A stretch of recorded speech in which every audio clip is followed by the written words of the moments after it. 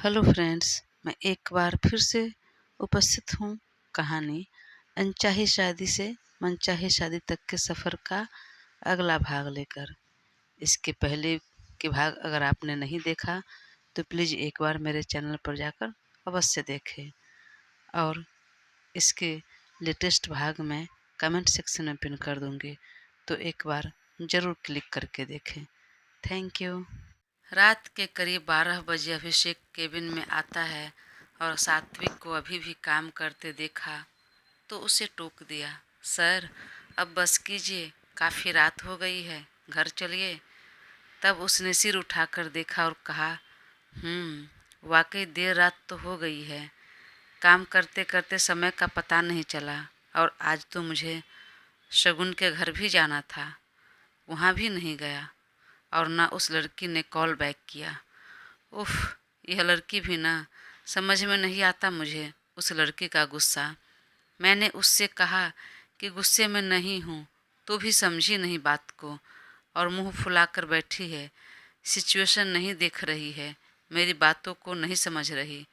अरे मैं कितना फ्रस्ट्रेट हूँ, यह भी तो थोड़ा समझने की कोशिश करो। लेकिन नहीं, इस मैडम के तेवर तो अलग ही हैं। कोई नहीं, आज तो देर रात हो गई, अब कल ही बात करता हूँ उससे। मन ही मन बोल कर वह उठा, अपना बैग मोबाइल सब लेकर केबिन से बाहर निकल गया। फिर आवाज़ लगाई, अभिषेक जी सर, तुम क्यों नहीं घर गए? तुम क्यों रुके थे? सर, आप अब तक रुके थे तो आपको छोड़कर जाना मुझे ठीक नहीं लगा, इसलिए मैं भी रुक गया। वह एक पल अभिषेक की तरफ देखा और फिर मुस्कुराते हुए उसके पीठ पर हौले से एक धौल जमा दिया। अच्छा ठीक है, चलो ड्राइव करो कार।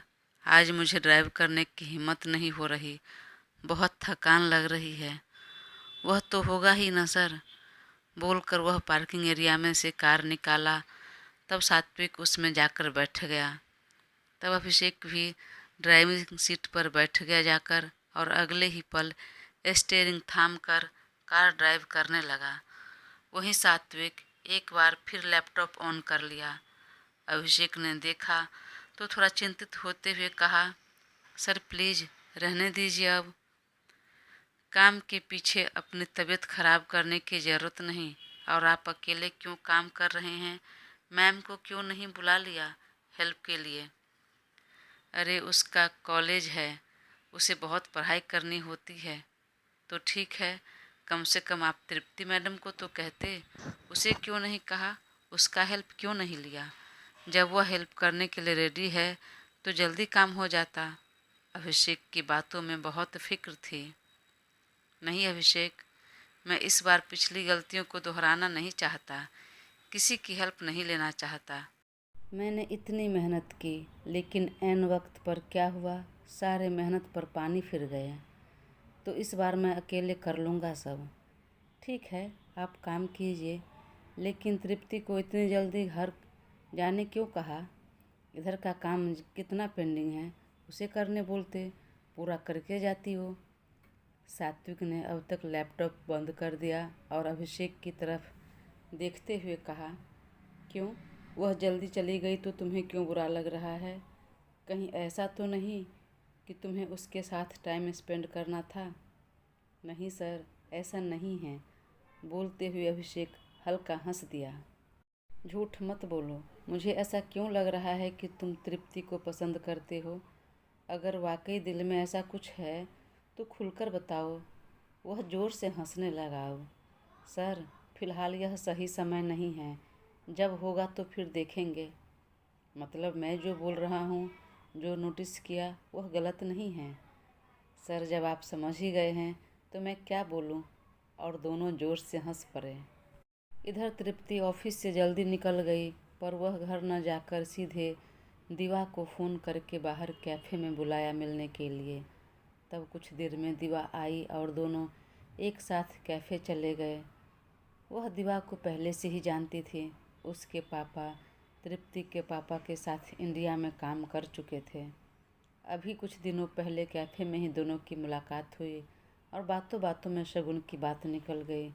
और जब पता चला कि शगुन को वह दोनों ही पसंद नहीं करती है, तब दोनों मिल गई, दोस्त बन गए और शगुन को सात्विक के लाइफ से निकालने का प्लान दोनों ने मिलकर बना लिया। और दिन में हुए फ़ोन पर बातचीत और प्लान के अनुसार उसने वह पेन ड्राइव दिवा को दे दिया। और तब दिवा ने कहा, दी डोंट वरी, वह लड़की कभी किसी एक की होकर नहीं रह सकती, किसी के लिए लॉयल नहीं बन सकती। उसका हमेशा से यही फंडा रहा है कि वह वन मैन वूमन नहीं बनेगी। वह भले ही सात्विक से शादी कर ली है और कह रही है कि सात्विक से बहुत प्यार करती है, लेकिन ऐसा नहीं होगा। यह उसकी आदत नहीं है कि एक मर्द के साथ टिक कर रहने की। वह पहले मेरे अहान पर डोरे डाल रही थी, पर उसने तो उसे छोड़ दिया और अब आपके सात्विक के साथ तो शादी ही कर ली। पर कोई नहीं, यह शादी भी बहुत जल्दी ख़त्म होगी और वह भले ही बहुत प्यार करता है इससे, पर कोई नहीं, इसकी हरकत असलियत जब पता चलेगी तब सात्विक खुद उसे छोड़ देगा। वैसे भी हम जो चाल चल रहे हैं उसके बाद तो शगुन का सात्विक के लाइफ में रहना नामुमकिन ही समझो। देखना इस बार का प्लान सक्सेस होकर रहेगा, ज़रूर यकीन करेगा और उस पर जो प्यार का भूत सवार है वह झटके में उतर जाएगा, खुद अपनी लाइफ से शगुन को बाहर निकाल कर फेंक देगा। आपका सात्विक आपको मिल जाएगा। तृप्ति ने हाँ में सिर हिलाया और फिर तुरंत वहाँ से दोनों निकल गए और जाते जाते बोला, देखना दी, अब मैं क्या खेल खेलती हूँ, कल कैसे भांडा फूटता है। फिर दोनों ने एक दूसरे को थम्सअप किया और चेहरा पर कुटिल मुस्कान लिए अपने अपने घर को गए। इधर शगुन देर शाम को सोकर उठी तो सास को फ़ोन कर दिया कि मम्मा मैं मायके आ गई हूँ, तो आप परेशान मत होना, और हाँ मैं कुछ दिन यहीं रुक कर आऊँगी। ठीक है बेटा, कोई बात नहीं, लेकिन गई तो सामान वगैरह लेकर जाती ना। नहीं मम्मा, आने का कुछ प्लान नहीं था, कॉलेज से निकले तो बस यूं ही जी किया तो आ गई। वैसे मम्मा सात्विक को पता है, उन्हें बता कर आई हूँ। फिर ठीक है बेटा, अपना ध्यान रखना। जी मम्मा, बोलकर दोनों ने फ़ोन रखा और तब शगुन पढ़ाई करने बैठ गई, लेकिन पढ़ने में बिल्कुल मन नहीं लगा। बार बार दिमाग में सात्विक की कही बातें याद आती रही और गुस्से से मन भर गया। उसने तुरंत बुक साइड में किया और तृप्ति को एक्सपोज करने का तरीका ढूंढने लगी, पर कैसे कैसे पता करें। उसके पास भी कोई सबूत नहीं था। वह बस अनुमान लगा रही थी कि इसमें तृप्ति का ही हाथ हो सकता है, पर सात्विक को यकीन दिलाने के लिए सबूत की ज़रूरत थी। अब क्या करे। वह कुछ देर सोचने लगी और तभी उसका माथा ठनका और उसने चुपचाप तृप्ति का फ़ोन टैप करने को लगा दिया। फिर वह पढ़ाई करने बैठ गई। मन तो नहीं लग रहा था, फिर भी बुक में नज़रें गड़ाए हुए थी। कुछ देर बाद पापा ऑफिस से आए और अचानक शगुन को देखकर चौंक गए। बेटा, अचानक तुम यहाँ और अकेले आई, जमाई बाबू नहीं आए? पापा, मैं यूं ही मिलने आए हैं और सात्विक को फ़िलहाल काम है तो नहीं आ पाए। ठीक है बेटा, बोलकर बेटी को गले से लगा लिया। उसे खुश देखकर उन्हें भी बहुत अच्छा लगा। कुछ देर में सभी बातें करके फिर डिनर करने चले गए और उसके बाद अपने अपने कमरे में आराम करने गए।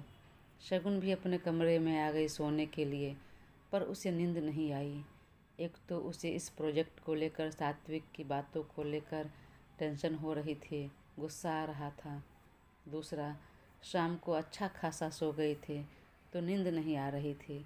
ऊपर से सात्विक की याद भी आ रही थी। अब तक वह उसके साथ सोती आ रही थी एक ही बेड पर, तो बेचारी को अकेले अच्छा नहीं लग रहा था। उसकी बाहें, उसका प्यार, उसके लाड़ दुलार सब बहुत मिस कर रही थी। वह अकेले बार बार करवटें बदलती रही, पर नींद नहीं आई। जी में आ रहा था कि फ़ोन कर लूं, लेकिन गुस्से की वजह से फ़ोन नहीं लगाया। हाथ में बार बार फ़ोन लेकर वह छोड़ देती। कुछ देर बाद जब नींद नहीं आई तो वह बुक लेकर बैठ गई। इधर सात्विक देर रात को घर आया तो मम्मी पापा अब तक हॉल में बैठे उसका इंतज़ार कर रहे थे और सात्विक के अंदर आते ही वरुण जी ज़ोर ज़ोर से डांटने लगे। यह क्या तरीका है, इतनी देर रात गए घर आने की, और बहू अकेले मायके क्यों गई? तुम क्यों नहीं गए साथ में? अपने काम के पीछे परिवार को मत भूलो, समझे तुम? बार बार समझा रहा हूँ मैं। डैड, मैं कल चला जाऊँगा ना, और मैंने ही उसे कहा जाने के लिए। मुझे कुछ काम था इसलिए नहीं जा पाया। काम के आगे तुम सब कुछ भूल जाओ। और तुम्हारे उस डील का क्या हुआ? कुछ नहीं डैड, वह डील फ़िलहाल कुछ दिनों के लिए पोस्टपोन हुआ है, पर आप टेंशन मत लीजिए, वह हो जाएगा। तब तक माँ ने टोक दिया। आते ही आप कितना नाराज़ होने लगे। उसे कम से कम कुछ खाने तो दीजिए। बेटा, तुम जल्दी से फ्रेश होकर आओ, मैं डिनर लगा देती हूँ। जी मम्मा, मैं अभी फ्रेश होकर आता हूँ, बोलकर वह तेज़ कदम बढ़ाकर अपने कमरे में आया और एक पल के लिए ठिठक कर देखने लगा। कमरा खाली था, शगुन नहीं थी तो सुनसान सा लग रहा था, और दिन शगुन उसका इंतज़ार करती रहती थी। जैसे ही वह ऑफिस से घर आता था तो बच्ची की भांति वह भागकर उसे हग कर लेती थी, उसके कमर पर पैर रैप कर उसके ऊपर लटक जाती थी। सात्विक कितना भी मना करे कि फ्रेश होने दो, कुछ देर रुक जाओ, लेकिन वह कहाँ सुनती थी, और तब तक नहीं हटती थी जब तक उसका जी न करे। सब याद आते ही वह अपना सिर हिला लिया। यह लड़की सब कुछ सुना सुना करके चली गई। बहुत अजीब लग रहा है उसके बिना। लगता है आज तो सो भी नहीं पाऊंगा अकेले में। मन ही मन बोलते हुए वह फ्रेश होने के लिए चला गया और कुछ ही देर में निक्कर और टी शर्ट पहने बाहर निकला। तब तक माँ डाइनिंग टेबल पर उसके लिए खाना लगा चुकी थी। माँ, देर रात हो गई है, मैं ज़्यादा नहीं खाऊंगा। ठीक है बेटा, जितना खाना है खा लो। अब तक वह परोसने लगे और सात्विक खाने के लिए बैठ गया। खाते खाते वरुण जी बातें करने लगे। वैसे वह तुम्हारी मैनेजर तृप्ति का क्या हालचाल है? कैसा काम कर रही है? अच्छा कर रही है, सब ठीक है, बढ़िया है। फिर भी ध्यान रहे। सात्विक ने हाँ में सिर हिला दिया। कुछ देर में सात्विक ने अपना डिनर ख़त्म किया। फिर कुछ देर तक बात करके वह कमरे में आ गया और मम्मी पापा भी अपने कमरे में चले गए। कमरे में आते ही वह बेड पर तकिए में मुंह दबाकर लेट गया, पर नींद नहीं आई। थकान भी काफ़ी हो रही थी, उसके बावजूद भी नींद नहीं आ रही थी। आंख बंद करते ही शगुन की याद सता रही थी। इतने महीनों से जो शगुन की आदत सी हो गई थी, तो आज उसके बिना नींद नहीं आ रही थी। वह उठकर बैठ गया और घड़ी पर नज़र डाली तो रात के 1 बज गए थे। उसने हाथ में फ़ोन लिया, फिर मन ही मन बोला, नहीं, अब तक तो वह सो गई होगी, और वह मोबाइल साइड में रख कर लेट गया। 5 मिनट, 10 मिनट, 15 मिनट बीत गए। वह करवटें बदलता रह गया, पर नींद तो आने से रही। वह एक बार फिर उठकर बैठ गया। वह हाथ में फ़ोन लिया और सीधे उसे कॉल लगा दिया। इधर शगुन भी जाग रही थी। जब फ़ोन बजा और सात्विक का नाम स्क्रीन पर शो हुआ तो उसकी त्योरियाँ चढ़ गई। एक बार जी में आया कि फ़ोन कट कर देती हूँ, पर उसे भी रहा नहीं गया। याद तो उसे भी बहुत आ रही थी, तो उसने कॉल रिसीव कर लिया, पर फ़ोन कान से लगा लिया, पर कुछ बोली नहीं। सात्विक को भी समझते देर नहीं लगी और वह भी धीरे से कहा, मतलब मैडम का अब तक गुस्सा कम नहीं हुआ? क्या मैं जान सकता हूँ तुम क्यों इतने गुस्से में हो?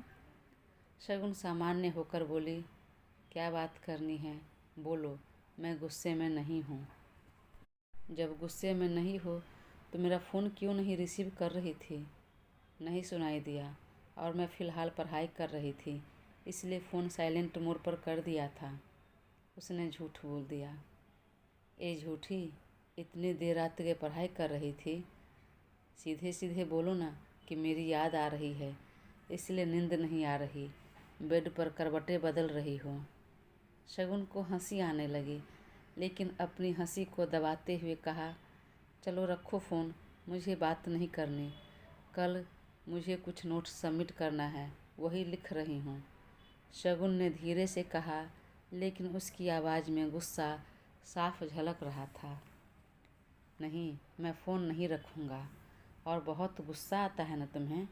तुम्हारा सारा गुस्सा निकालता हूँ मैं। आता हूँ कल जल्दी। अगर समय मिला तो सुबह कॉलेज मैं ही ड्रॉप करूँगा तुम्हें। अगर नहीं तो फिर शाम को सीधे ससुराल आता हूँ। फिर तुम्हारा गुस्सा और दिमाग सब ठिकाने लगाता हूँ।